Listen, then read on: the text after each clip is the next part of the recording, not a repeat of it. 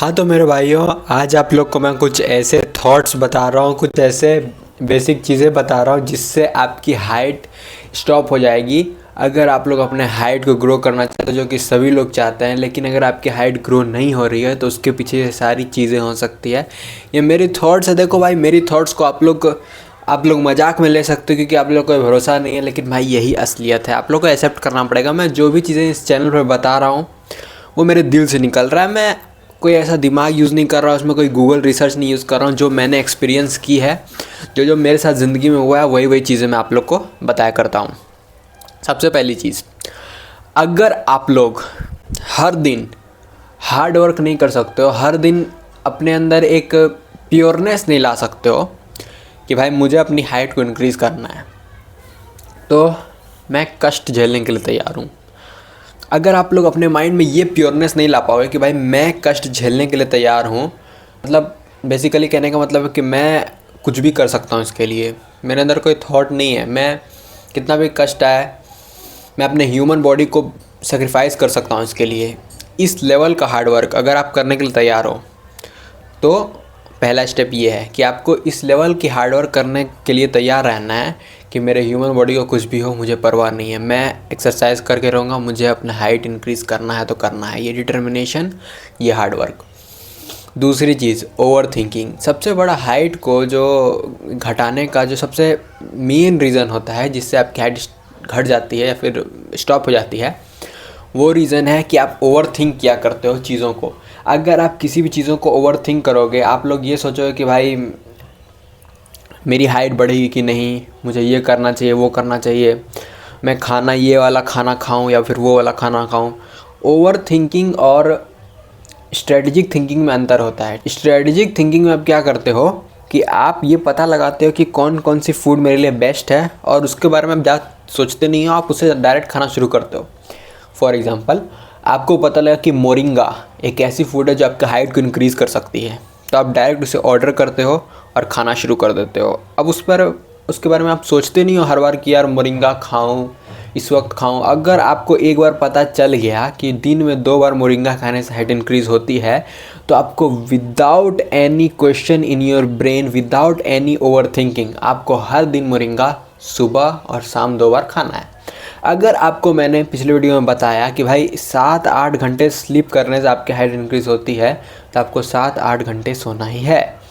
अगर आपको ये पता चला कि आपको दिन में 1 लीटर दूध पीना है जिससे आपकी हाइट इंक्रीज़ होती है, तो आपको दिन में 1 लीटर दूध पीना ही है। इसमें आपको ओवर थिंक नहीं करना है कि यार करूँ नहीं करूँ, ये हो गया, मेरा दोस्त आ गया तो ओवर थिंक करूँगा। भाई ओवर थिंक करोगे तो फिर it is stopping your height. ठीक है, अगले पॉइंट पे आते हैं हम लोग। ये 2 पॉइंट के अलावा जो तीसरा पॉइंट है वो ये है कि आप जो है ना, आप सही तरीके से किसी काम को यूटिलाइज़ नहीं कर पाते हो।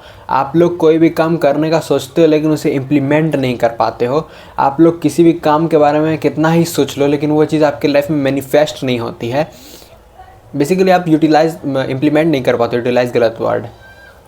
तो किसी भी चीज़ को इम्प्लीमेंट, किसी भी चीज़ को मैनिफेस्ट करने के लिए आपको ना क्या करना पड़ता है, बताओ आप खुद सोच के देखो। किसी भी चीज़ को आपको अपनी ज़िंदगी में मैनिफेस्ट करना है, हाइट के बारे में, तो आपका सबसे बड़ा जो ऑब्स्टिकल है ना, वो आप खुद होते हो और आपके खुद के कर्मा होते हैं।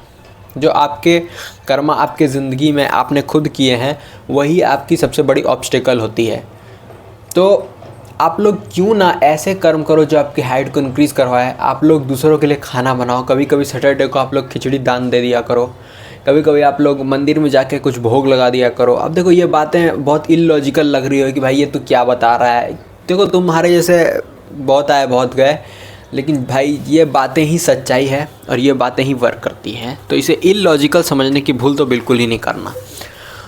तो इलॉजिकल बात यह है कि तुम्हें भाई दूसरों को खाना खिलाना है, तुम्हें दूसरों को प्रोत्साहित करना है कि भाई तू भी अपने हाइट इंक्रीज़ कर, तुम्हें किसी का हेल्प करना है। बेसिकली तुम्हें अच्छे कर्म करने की कोशिश करने हैं ताकि जो तुम्हारे अच्छे कर्म के प्रारब्ध जब तुम्हारे आएँ तब तुम्हारी हाइट इंक्रीज़ हो। अब तुम्हारे बुरे कर्म के जो प्रारब्ध हैं वो तुम्हारी हाइट को रोकेंगे, क्योंकि तुम्हारे अभी जो प्रेजेंट में तुम्हारे जो कर्म है उसे यूटिलाइज़ नहीं होने देंगे, उसे इम्प्लीमेंट नहीं होने देंगे। मतलब कि जैसे ही तुम एक्सरसाइज करने जाओगे तुम्हारे पैर में चोट लग जाएगा। बेसिकली मतलब ये है मेरा।